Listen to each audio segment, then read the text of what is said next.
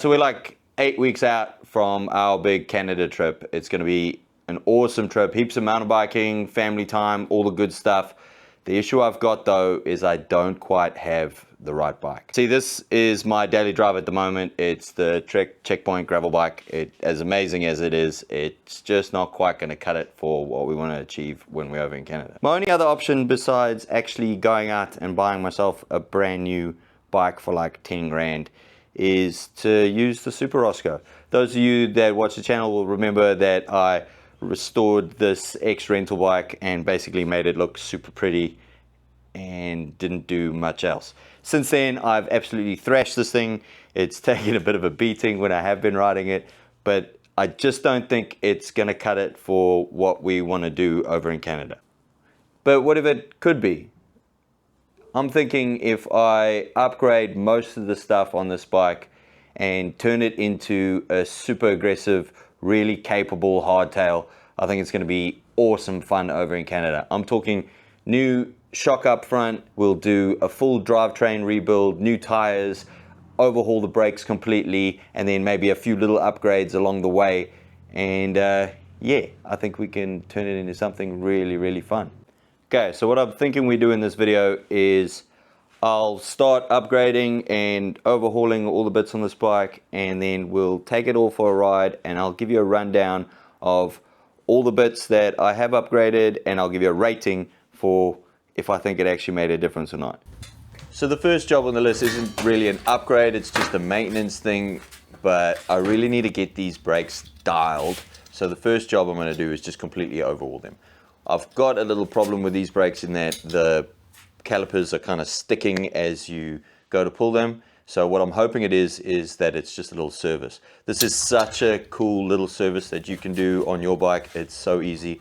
All I'm doing is pushing the pads all the way out and then lubricating them and pushing them back straight. You'll see me put a little Allen key in there just to stop it going all the way out, and then I use the same fluid that's inside the brakes to then lubricate the pistons in and out. In my case, this is the dot fluid because these are SRAM brakes.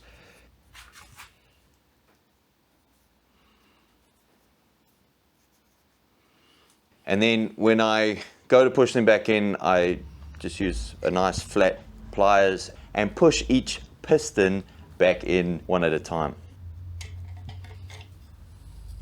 I've also gone in and put brand new brake pads in on this one, so hopefully these are going to be working quite nicely. The other upgrade that I'm doing now to the brakes, now that I know that the calipers and pistons all work like they should, is I'm going to actually upgrade the size of the discs. So at the back was a 160, it's now going to 180, and same on the front. Right, so you know what, that might have actually worked. So all that was the pistons weren't lubricated and they were stuck and coming out. I might as well, now that I've done that and I know it's pretty easy, I might as well do it to the front, give them a little bit of service so that they're slapping.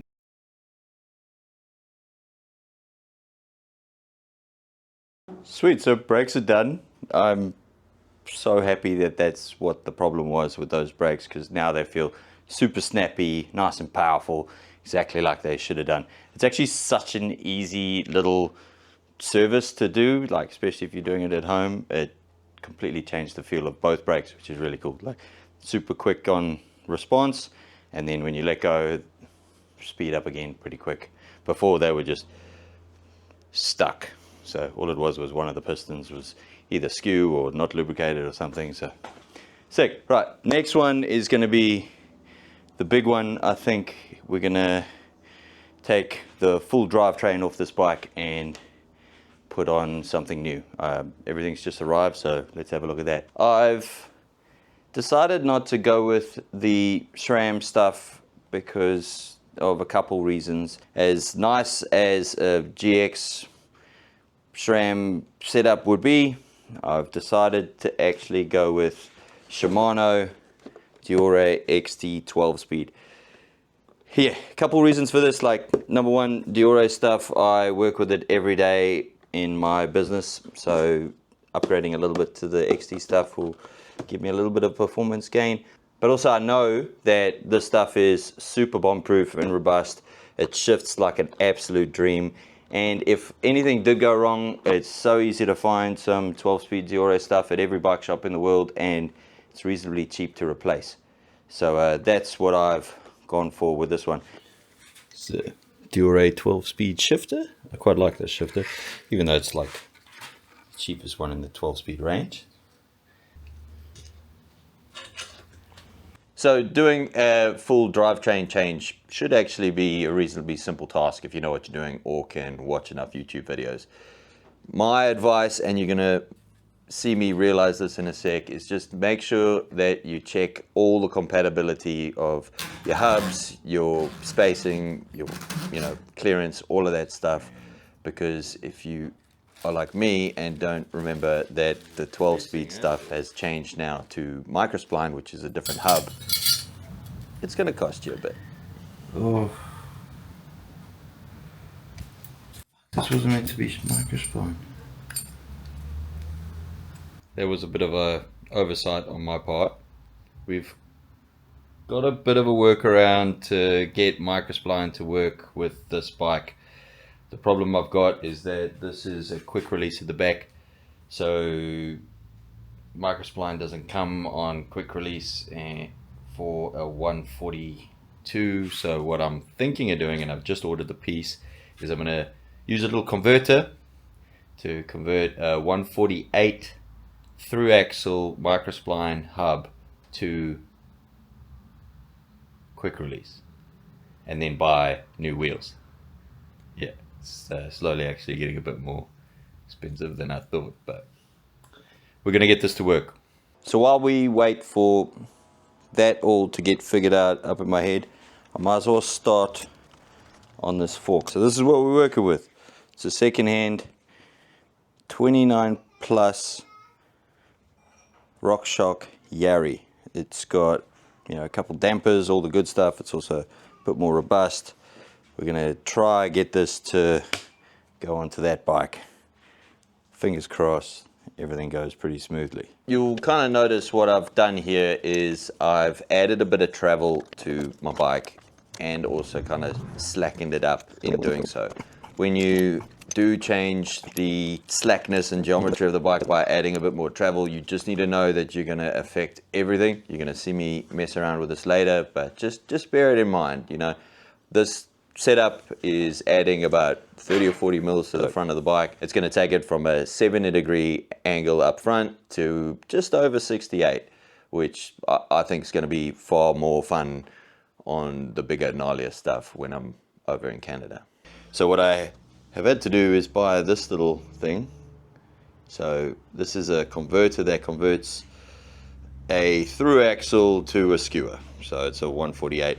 I did a few little tests with the spacing and all of that, but hopefully this all just kind of works out now because it's starting to get a bit pricey. So working with this Diore 12-speed stuff with the microspline, I'm not a huge fan. It's a little bit more fiddly to set everything up, but just make sure when you do put these on that you've got the right spaces, because they're actually different spaces per thing, so you could go in there and mess everything up. You can also see me putting on the bigger disc at the back. The big disc should give me a bit of leeway with the extra spacing I put at the back axle. So that's the through axle converter, just sits. I have been a little bit nervous about the couple extra mils I added to the back axle here, so just taking my time and making sure that all of my limit screws and everything are perfectly lined up. Hopefully this all just works and the shifting is how good it should be. The nice thing with this Diore XT stuff is that, nice, super adjustable, quite intuitive, and it should have quite a big range for me to work with.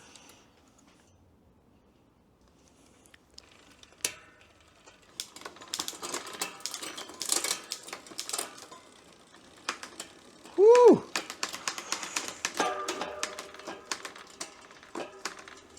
All right, so pretty happy with all the testing, the quick little ride I did out there. Everything seems to be kind of working. I've been waiting for some new rubber to turn up.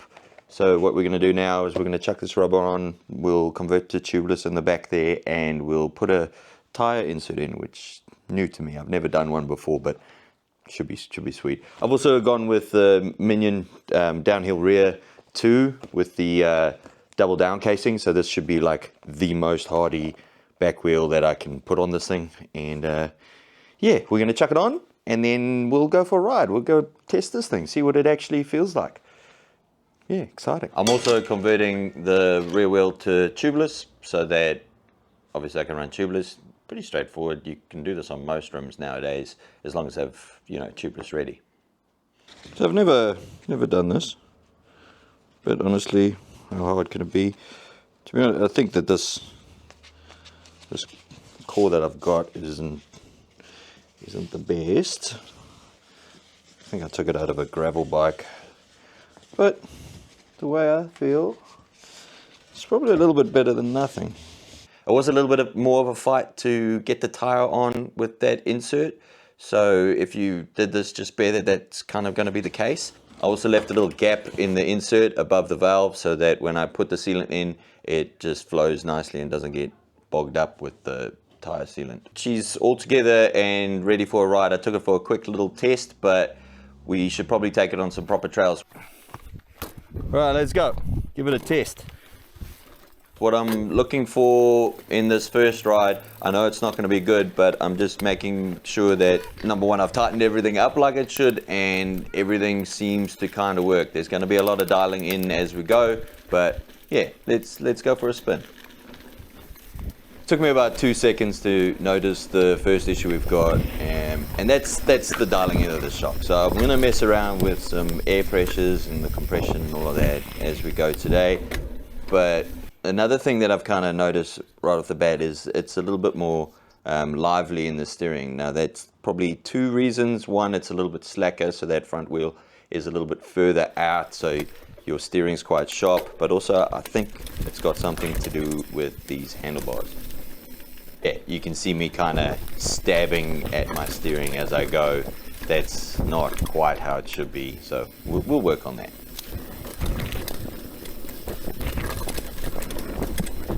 Few little kind of teething issues with it. I haven't quite got that fork dialed yet. I think I've had it locked all the way around here, so we're going to adjust the compression on that and hopefully it comes a bit better. Also, I pumped the tires up way too much because I literally just made them tubeless, so I'll let a little bit of air out, see if that helps. The handlebars also quite far forward, like rolled forward, so that was making because it's got that extra kind of rake to it, it's quite twitchy. So we're going to adjust that and give it another go.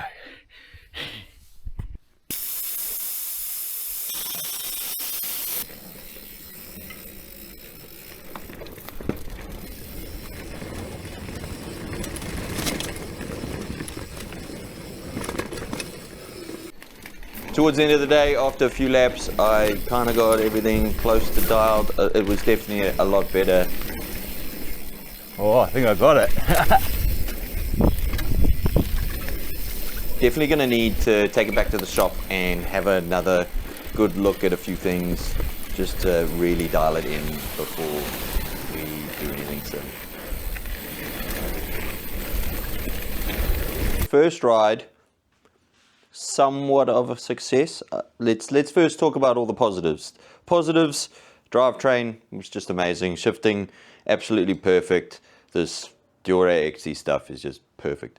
Kind of everything with the whole back wheel thing seemed to have worked. Another big positive is the brakes were just incredible. You know, going to bigger rotors, better brakes, serviced brakes, new pads, all of that made a massive difference. Really liked the back tire with the brand new Minion DHR rear 2. You really tell the difference. Nice little skinny but grippy back tire. And also there was a bit there where I let out too much pressure in the tire and I could really feel that little cush core that I put in there. The negatives, obviously the big one is that shock up the front. I just didn't have it set up correctly, so gonna on the next ride make sure that I I get that thing dialed. The handlebars, I'm probably going to swap out the handlebar. The sweep and rise of this one, I just don't like. You can see me kind of stabbing at everything. When I rolled them back a little bit, it kind of fixed what the problem was there. So I'm gonna try a different handlebar in here. So because I added a little bit of travel in the fork, it's obviously slackened everything up and slackened up my seat tube. So my riding angle is a little bit back. I could feel it when I was climbing that I'm not quite over the bike like I should be. I think I can fix that just by moving my seat forward on the seat clamps. So hopefully that'll alleviate that problem. It wasn't major, but it was just a little bit noticeable. Obviously, when you change the geometry of the bike, it affects everything. So what I've basically done is lent everything up like that, and my seat tubes got slacker, my forks got slacker. So that's meant that my steering's a bit more twitchy and my seat position is a little bit further back. So just got to kind of fix all that before we crack on again. Yeah, let's tuck into those and then we'll go for a ride tomorrow, hopefully with the bike all dialed in. So the next day was super fun. I went for a ride with my brother who hasn't been able to ride because of some pain issues for years and years and years. So we took his dog, had a blast. And I was so stoked to find that almost all of the stuff that I had wrong in the first ride, I'd kind of fixed on this second one. You can see almost straight away, right off the bat, I'm far less kind of punchy in my steering, so it's a little bit less twitchy. Those handlebars really helped. And then also just getting that shock dialed was amazing. Wait for me! Oh. So good news, I think I've fixed the seat position. It's better to pedal now. We did quite a lot of climbing, a couple laps, and that seat position is bang on now. I can climb this thing anywhere, and I'm so stoked with the drivetrain and shifting and all of that. So really, really stoked. You can really notice the effects of having a slacker head tube when you're going quite fast on the down stuff. I'm far more stable. I've got a bit more control in what I'm doing. Yeah, overall quite happy with that. Yeah. Go. Good boy. Let's go. Pretty stoked with that one. Awesome ride to go with Josh on his first ride in 13 years? Yeah. No, exciting. Bike was exactly how I kind of envisioned it when I started this whole thing. I fixed the pedal position, so climbing was actually pretty easy, and then got that front suspension dialed, which was just so sick. Big change was actually the handlebars. Just being a little bit closer to the turning point helped a lot. Those other ones had quite a rise, so I think that's what was really making it a bit kind of wobbly. But yeah, other than that, the only thing I think I'm going to do is probably add some bottle cages and maybe put on a new front tire. I think she's running pretty mint.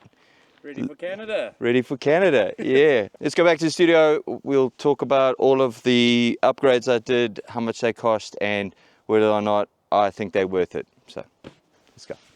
Right, so now that we're back at the shop, let's take a look at how much everything cost me, and I'll give you a rating on number one, the overall effect that it's given for the ride feel of the bike, and then also the value of that upgrade. So just bear it in mind that these prices are for here in New Zealand. I'm going to put them in US dollars so that everyone can kind of understand it, but our bike prices seem to be a little bit more expensive, and also availability of secondhand parts isn't quite as good as somewhere else in the world. All right, so the first one we want to look at is the brakes. So what I did was I gave the calipers themselves a little service, and I upgraded the size of the discs, and I put new brake pads in it. Now, honestly, this was probably the most effective bang for the buck kind of one. It only cost me around $98 to do all that stuff, and the value and effect that I got was